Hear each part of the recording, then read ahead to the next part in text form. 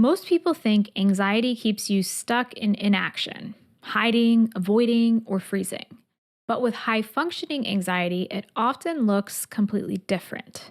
In this episode, I'm sharing 3 powerful lessons I've learned from helping hundreds of high achieving professionals manage their anxiety. Lessons that may just change the way that you see yourself if you relate with high functioning anxiety. Welcome to Calmly Coping.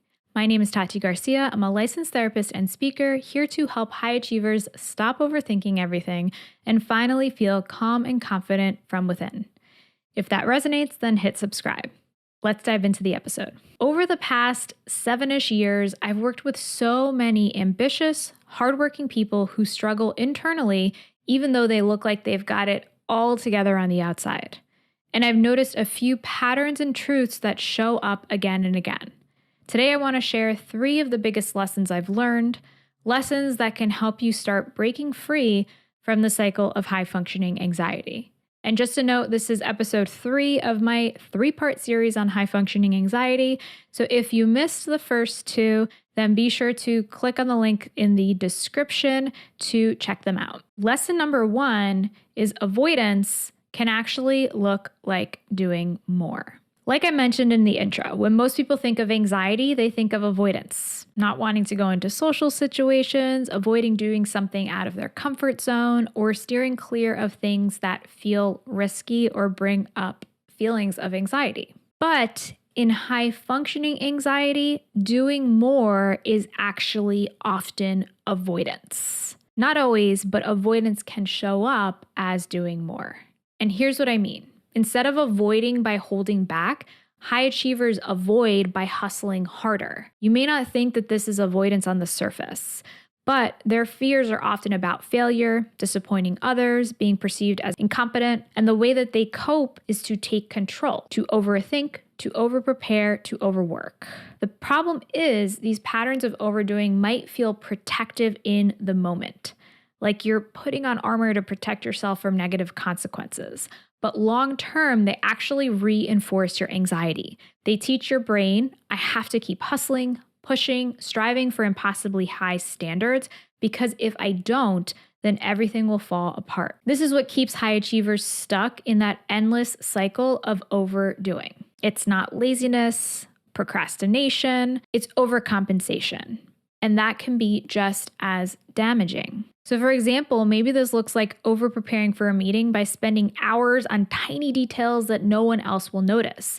Not because it's actually needed, but because you're trying to avoid even the slightest chance of failure, being perceived as incompetent or this imposter syndrome that's showing up, or making mistakes or any other negative consequences. This is your way of taking control when you fear negative outcomes. Lesson number 2 is that prioritizing work over yourself creates more suffering. This might seem obvious, but this is another pattern that I've seen over and over again, is prioritizing career, responsibility, and achievement above everything else, especially above caring for yourself. Even though this may go against some of the values that these individuals hold important, such as family, relationships, personal hobbies, etc., etc.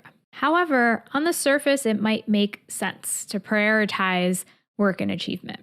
You don't want to drop the ball, you don't want to let anyone down, and you want to prove yourself and keep moving forward because one of your values is achievement. But here's the cost. You end up neglecting your own needs. Rest, joy, downtime, even your health can go to the back burner. And you might not realize it at first, but over time, this is not sustainable. When you don't take care of yourself, you are the one who suffers most. Seems obvious, right? But this is exactly what leads to burnout, exhaustion, negative self-talk, and harsh self-criticism. And it reinforces the belief that your worth is tied to doing more, which is just patently false. I've seen so many clients push themselves to the breaking point before realizing that the world doesn't end when you take a break. But your world does start to unravel when you never give yourself permission to pause. So, for example, maybe you're saying yes to extra projects at work even when you're exhausted because you feel like you can't let anyone down. And as a result, you end up skipping dinner with your family yet again. And lesson 3 builds on both of these, but it's that overdoing makes anxiety worse. So this brings us to the practice of just enough. So this third big lesson is that overdoing doesn't actually solve or reduce anxiety. It actually makes it worse. So high functioning anxiety tricks you into thinking that if you just do more, prepare more, or push harder, you'll finally feel safe and in control. And that's what we are often seeking as humans, right? We want to feel a sense of safety. We want to feel a sense of certainty. We want to protect ourselves from bad things that could happen in life. But the opposite often happens when you engage in these behaviors that high functioning anxiety wants you to do. And the more you do these things from a place of fear, the more your nervous system stays on high alert. So you're actually accomplishing the opposite. You stay stuck in fight or flight.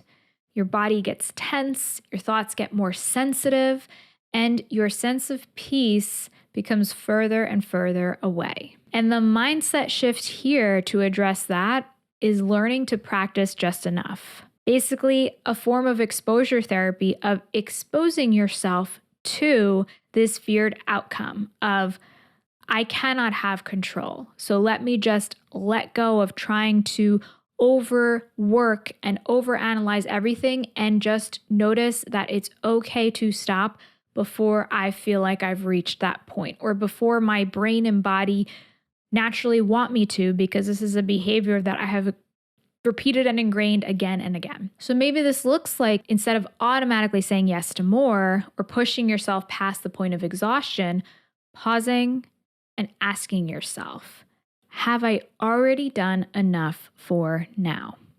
And this can be a muscle that needs to be built. If you're questioning if your expectations for yourself are realistic or not, I do have an episode on that.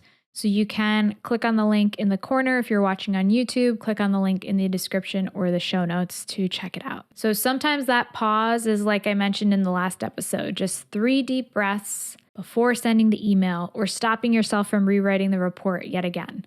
Other times it's reminding yourself, I can handle this. I don't need to push beyond enough, and I will be okay. This isn't about lowering your standards.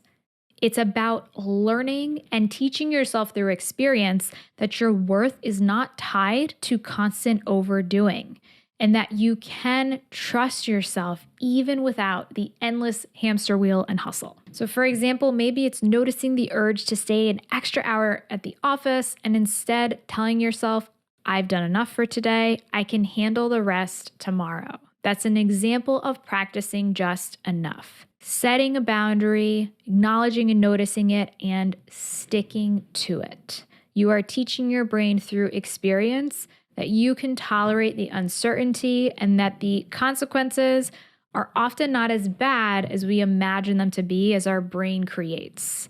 The thing with anxiety is that our brains are often especially good at imagining all of these terrible outcomes, right? We're good at predicting the worst case scenarios. For me, it can look like actual videos in my head of what this might play out to be if something terrible happens. But the reality is that these are just things coming from our imagination. It's our brain trying to protect us and keep us safe. And so actually pausing when those urges come is essentially doing the opposite of what these high functioning anxiety urges want you to do. So instead of continuing to push and do more because of that fear, you are pausing and saying, I don't need to listen to these urges because they are not based on fact, because it's based on the exaggeration of the worst case scenario or whatever it is. If any of these lessons hit home for you, I want you to know that you're not alone.